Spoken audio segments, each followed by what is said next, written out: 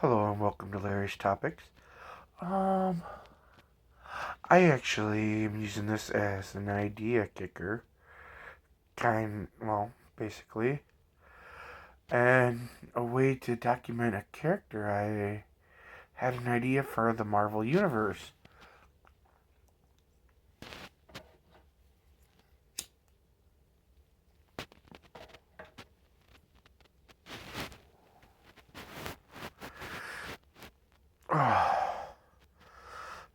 To give you an idea, sit back, close your eyes, and think. Alright? A young girl,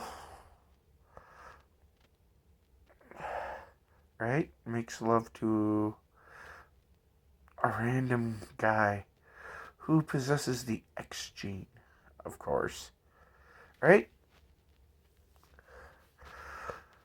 And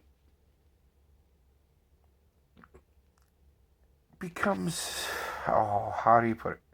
Well, she becomes pregnant, but not for long, because the X gene is automatically activated.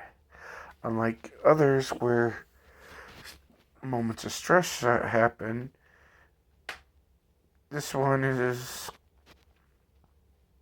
automatic from conception. Uh, Excuse me. Alright? Now, this child develops outside of the womb, as it were. More like he's conceived, but then he, of his own accord, travels outside the womb and develops. She sees. I see it as she's laying in bed, sleeping, and then a slight flash of light awakes her, where she looks, and her abdomen is glowing, and the life form moves from her womb to the outside, where she sees the light grow brighter and brighter. As it's growing brighter, she sees the well, it's not slow because it's happening pretty fast, but she sees the development of an infant. And as it grows and grows and grows at an accelerated rate, it starts to take form of a human. Right?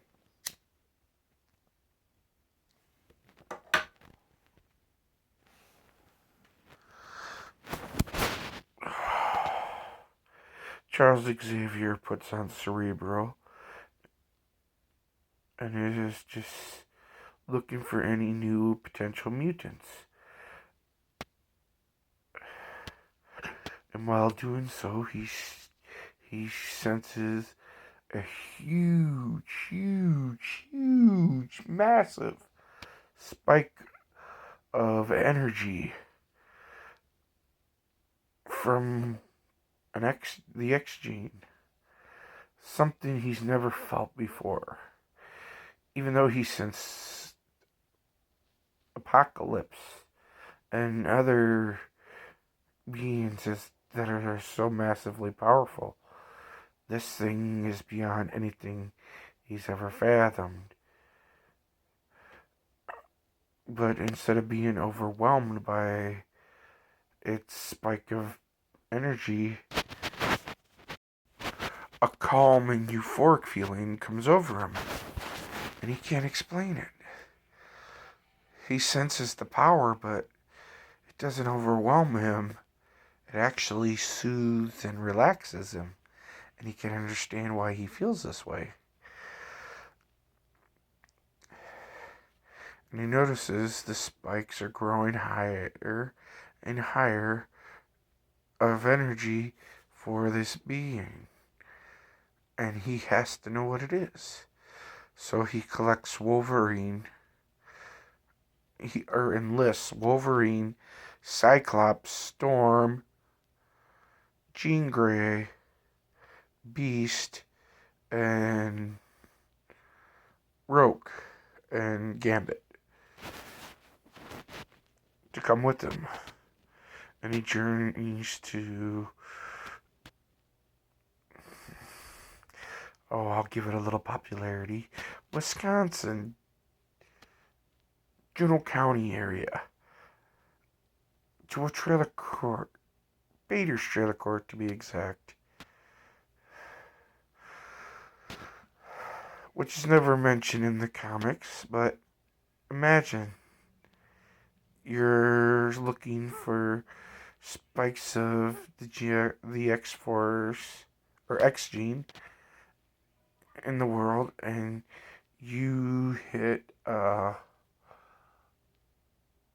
whale of a spike, a mammoth of a spike.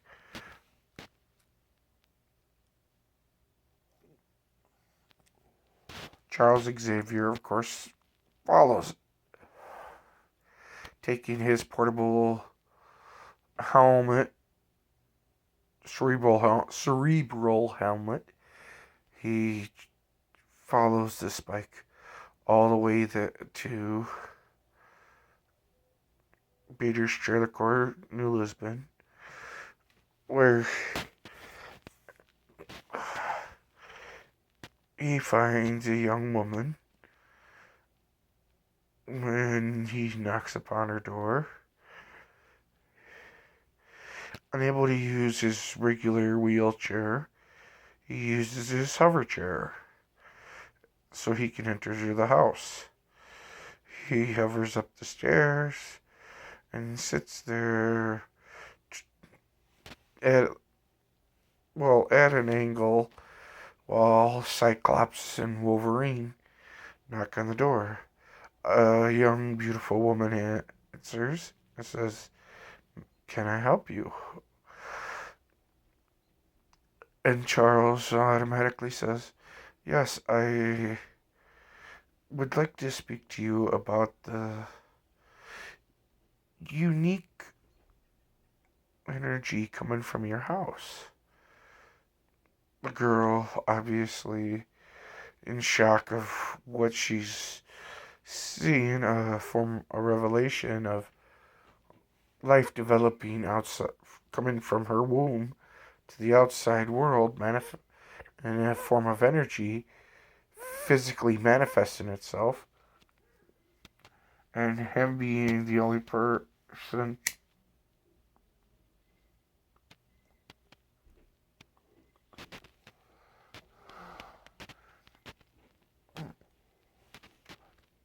to show up and bring it up,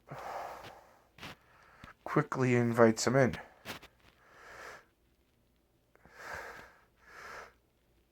Once inside, Cyclops and Wolverine stand guard, along with Storm and Rogue.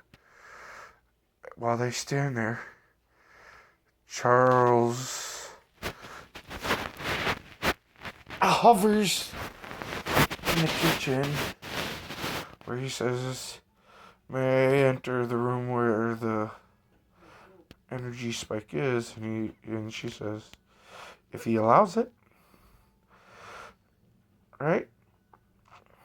Charles works his way down the hallway to the back master bedroom where the entity is growing and developing. Eventually, within a matter of 30-40 seconds, a voice comes from the room. "I will speak to you when I am ready. Give me a few minutes."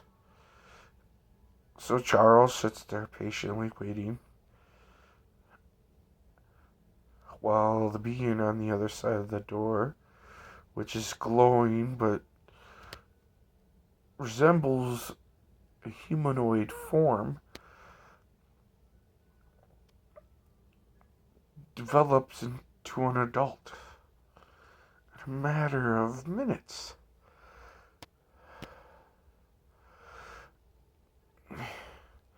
At this point, he's looking at himself in the mirror that she has on her dresser, which is part of the design of the dresser, glowing and floating. He stops himself from floating, lands on the floor, notices he had only a white luminescent look to himself. He drops to his feet,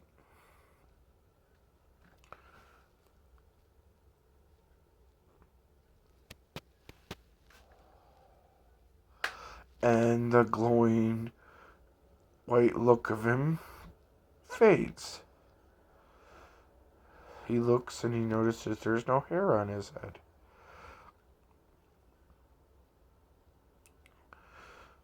Which, at that point, he runs his hand over his head, and dark brown hair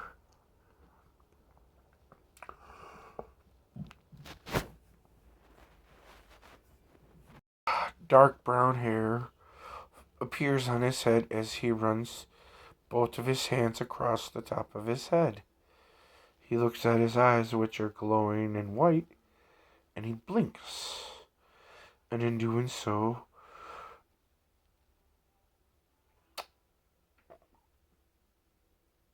a bright yet dark green color colors his eyes. He raises his hand, and out of the closet floats a blue robe. He puts his arms out as the robe lays itself upon his body. He turns, and as he turns, the belt of the robe and the robe itself pulls itself around him and ties. The straps of the robe tie.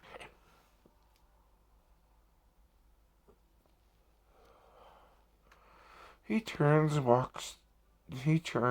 looks at the door to the room. The door opens, and Charles and his hover chair float in.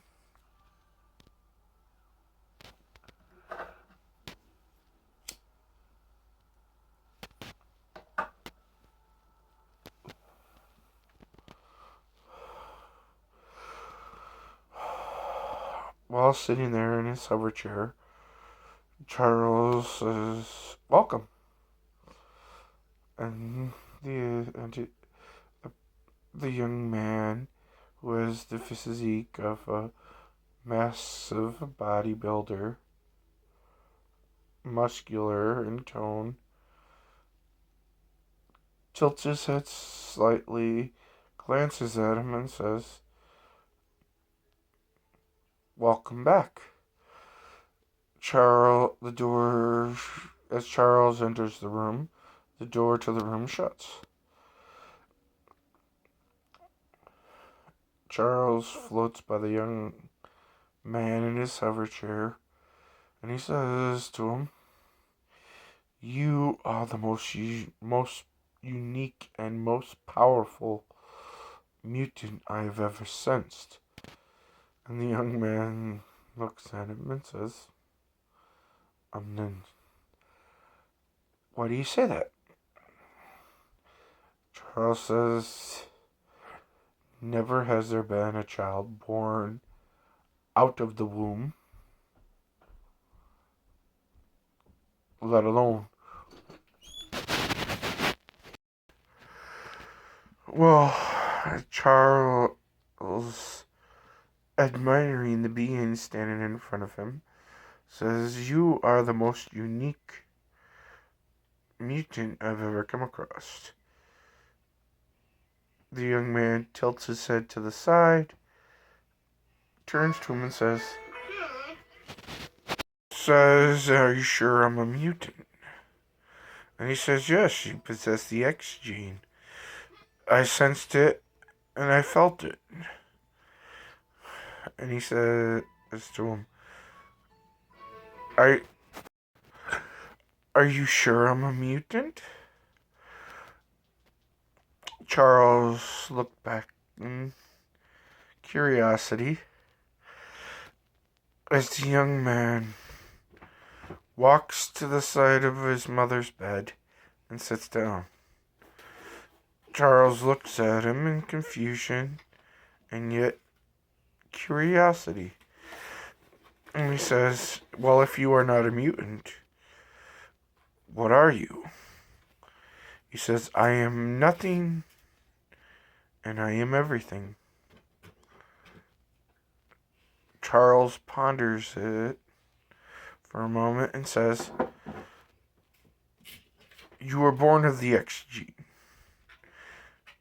The young man looks at him and says, "Yes, because I choose to be." Charles is perplexed. "What do you mean, because you choose to be?" And he says to Charles, "I am more complicated than you can ever imagine. But stop thinking and stop trying to figure me out. Instead, ask me other stuff." Charles, in confusion, agrees. He sits there and says, "What are you then?" The young man looks at him and says, "I am everything and I am nothing. I am the beginning and I am the end. I see all, I know all. Everything is as I choose it to be." In shock to the response, Charles says, "There is only one who can be all, know all, and see all. And I'm afraid to say you are not him." The young man raises his hand and freezes time. Turns to Charles and says, "How do you know this?" And Charles says, "In order to be him, you must be the one above all." The young man says, "This is a title you have given to your creator." And Charles says, "Are you saying you are God?" And he says, "No, I am not. I am not saying anything." At which point, Charles was a little irritated, but yet genuinely curious. He says, "If you are not the one above all, what are you?" He glanced out of the corner of his eye and says, "I am everything and I am nothing. I am the beginning and the end. Label me as you will." Charles, confused and slightly frustrated, said, "For you to be able to do what you do, you have to be him." And he says to him, "Why? Why do I have to be him?" Charles says, "You say you are the beginning and the end. That means you are Alpha and Omega." And the young man raises his hand, pointing his finger, saying, "Yes." But then no. Charles, becoming more confused and more frustrated, says, "Are you him? Are you the one above all?" And he says, "Why? The young man, placing his hand outward in a stretch, says, "Why does it matter to you what I am?" And Charles says, "Well, in this world, we need some kind of categorization." And he says to him, "I am what I am, and I'm not what I'm not. See me as you will, or see me as you don't. I see all, I know all. I can manipulate time and space. I can create life, I can destroy life.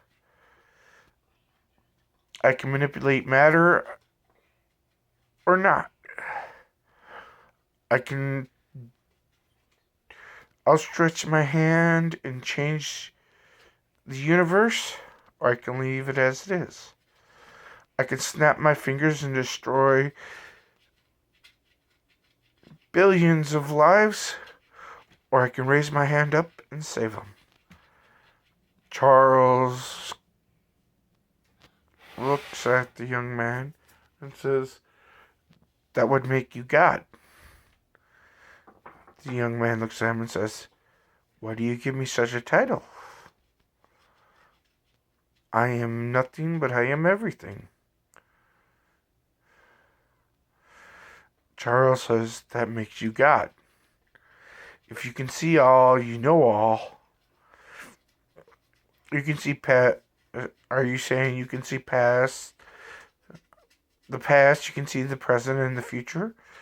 And the young man says, "I can see many things.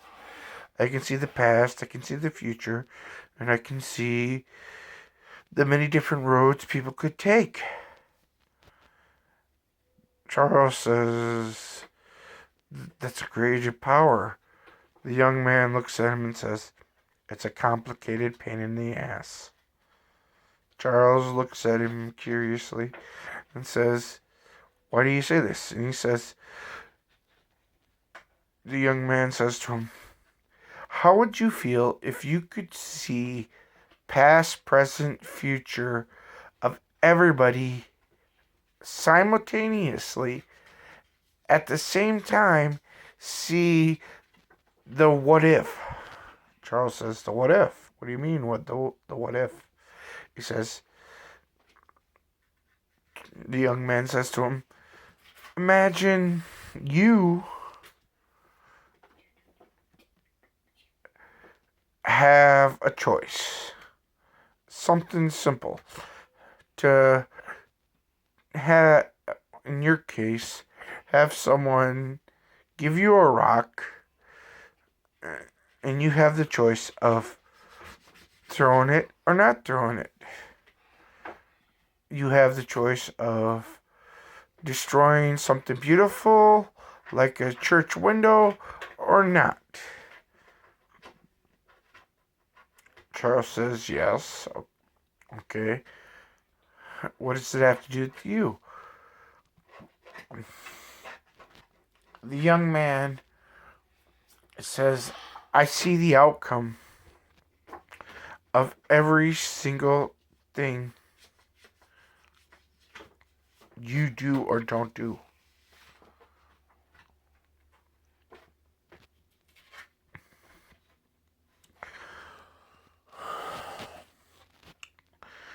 In one world, you throw the rock. The other, you don't. I see the outcome of everything.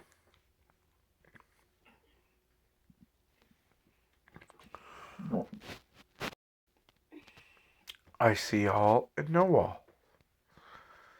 Everything you may or may not do, I have seen, I will see, I have seen, and I will know." Charles says, "That sounds like a lot for a young man to deal with." The young man looks at him and says, "Not in my case. I've done it for since time began."